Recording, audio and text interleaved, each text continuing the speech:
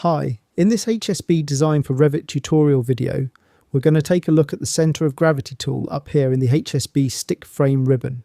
It's really important to know the centre of gravity of an item container to create fitting lifting points, plus you get the total weight of your item container. You can create the centre of gravity for two options. You can either create it for item containers or for elements. It makes sense to create it for elements if you, for example, have a big structural beam which runs across your building, but we don't need it in this case, so we'll use it for the item containers.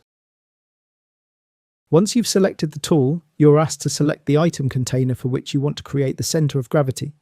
So in this case, we do it for that wall and we click Finish afterwards.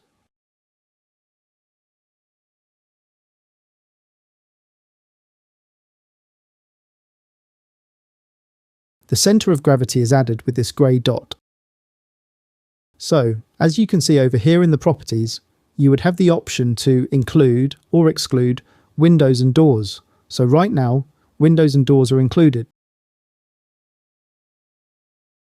Furthermore, if you select the item container, there is a weight value added to it, and this weight is based on the volume of all of the elements of the item container times the density of the material. You can check density of the material by selecting, for example, this sheet.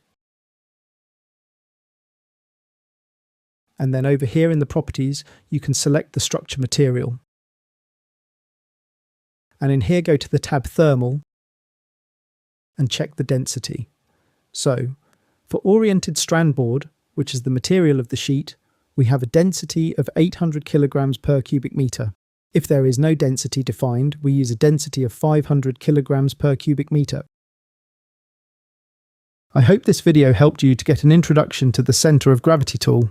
That's it for now. See you in the next tutorial.